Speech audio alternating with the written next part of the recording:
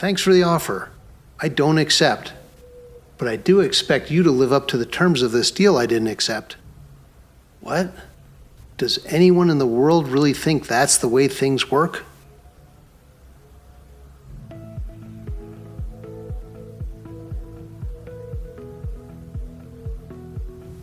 Welcome back, and thank you for wanting to know the facts and the truth.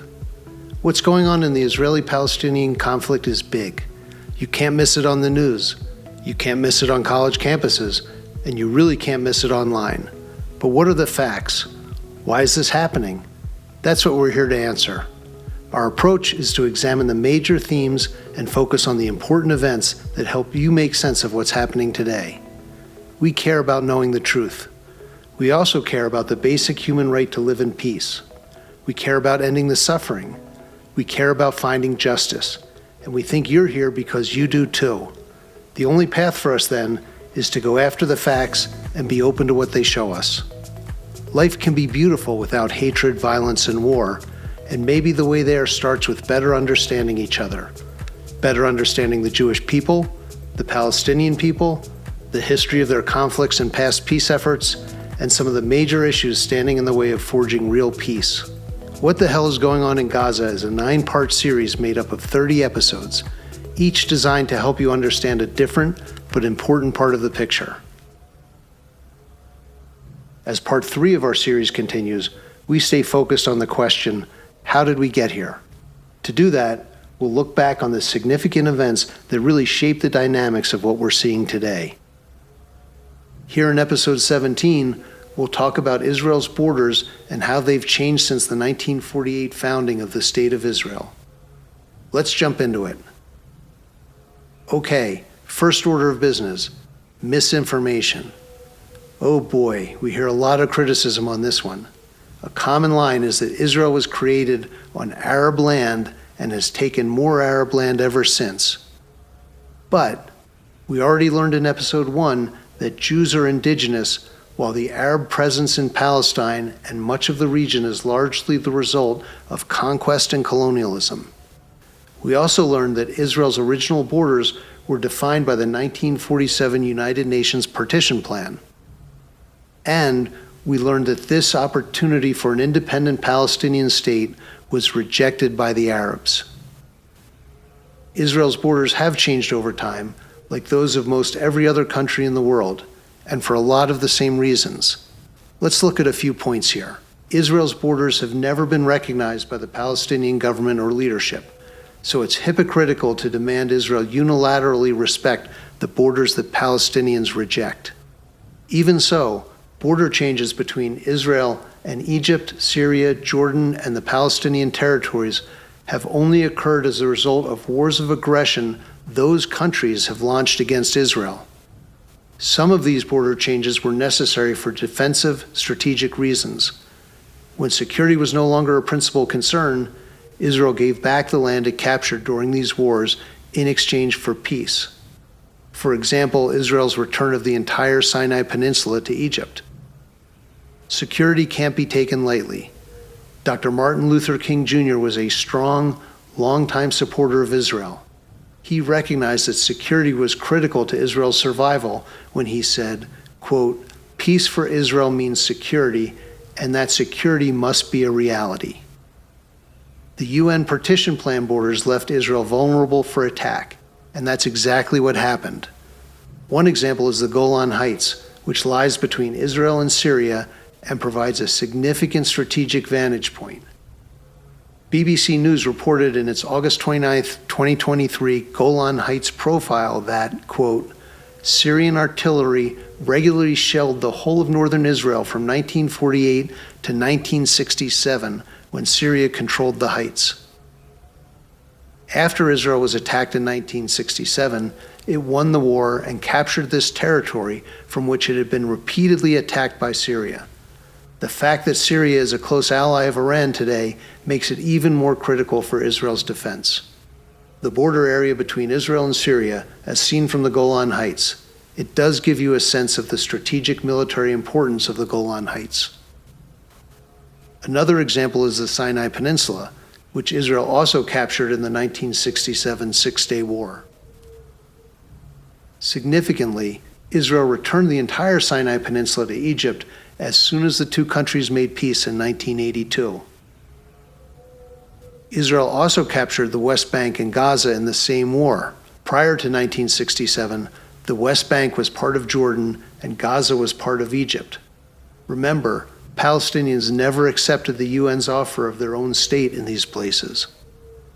After so much violence and war, it's not hard to see on a map why Israel would be at risk from its enemies controlling the West Bank and Gaza. In the West Bank, Palestinians remained Jordanian citizens until Jordan renounced its claims to and severed administrative ties with the territory in 1988, even though Jordan and Israel did not finally make peace until 1994. In Gaza, Palestinians were under Egyptian military rule from 1948 until Egypt renounced its territorial claims over the territory in 1978 after signing the Camp David Accords with Israel. In 1967, Israel did not seize land from the Palestinians. For strategic defensive reasons, Israel captured territory from Egypt, Syria, and Jordan, the countries that had yet again attacked and tried to destroy Israel. Another issue pertaining to borders is who decides what they are. And that brings us to the complicated West Bank. To start with, what's called the West Bank today generally corresponds to a part of the territory proposed by the UN to be a Palestinian state. But the Arabs did not accept that proposal. And, as we just covered, it is considered Palestinian territory today largely because Jordan renounced its claims to the territory and disconnected from it, as Egypt did with Gaza. The Oslo Accords split the West Bank into three regional levels of Palestinian sovereignty. Area A is to be under the authority of the Palestinian Authority. Area B is to be under the authority of both the PA and Israel. And Area C, which comprises 60% of the West Bank territory, is to be under the authority of Israel. Making it more complicated, the PA today exercises total or partial civil administration over more than 150 Palestinian enclaves across all three areas, as well as a growing number of illegal Israeli settlements. More on that shortly, and in episode 26. Oslo left Israel as an occupying force.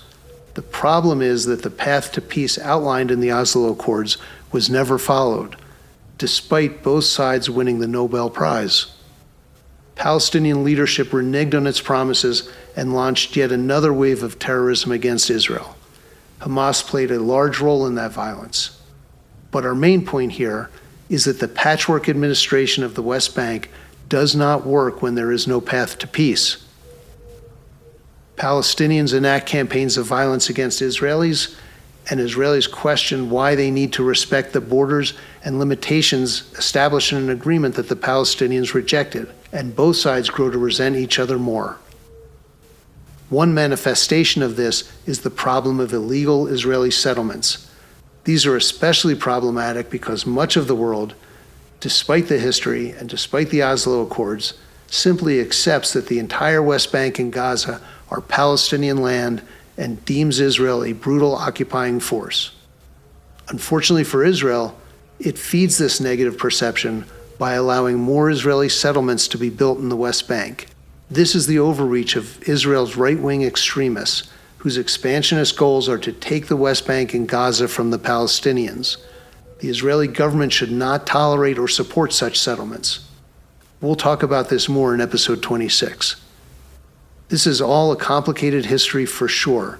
In some aspects, it's very messy, but the facts simply do not support the claim that the land of Israel belongs to the Arabs. Lastly, let's debunk a myth that's all over the internet. You've probably seen this image of four maps together showing progressively shrinking Palestinian lands. It's full of lies. Here, Palestinian Authority Chairman Mahmoud Abbas holds the highly misleading map as he speaks in Ramallah in opposition to U.S. President Trump's peace plan in 2020. And here are the facts. No nation of Palestine had ever existed, So clearly the 1946 map is wrong. The green shading is also wrong because it was not Palestinian-owned land. At least 50% was public land owned by the British government. The 1947 map is wrong because the Arabs never accepted the UN partition plan. Those alleged borders never existed. The 1967 map is wrong because the Palestinians never owned that land. It belonged to Egypt and Jordan. The 2013 map is wrong because the white area of the West Bank is not Israeli land. It is disputed and subject to negotiations between Israel and the PLO under international law. This concludes part 3 in our series, so let's recap what we learned in these 6 episodes. We learned that Palestinians faithfully chose the path of violence and intransigence instead of compromise over 100 years ago in response to the growing number of Jews returning to their ancestral homeland. We learned that the United Nations partition plan of 1947 offered Jews and Palestinians each their own state, but only the Jews accepted. We learned that the Arabs had no interest in a two-state solution. They immediately launched a war against Israel, seeking its destruction. We learned that Palestinians who left the region during that war left for a variety of reasons, but responsibility for their remaining refugees all these decades later lies with their leadership and the United Nations. We learned that Palestinians and surrounding Arab nations never stopped attacking Israel. We learned about the situation with Israel's borders, the historical facts and complications, and the truth that disproves much of the misinformation spread online. The history of the Palestinian Arabs and the choices they've made definitely shed light on today's conflict. Thanks for watching episode 17 and part 3 of our series, What the Hell is Going On in Gaza? Hopefully now you have a better understanding of the facts around Israel's borders and their history.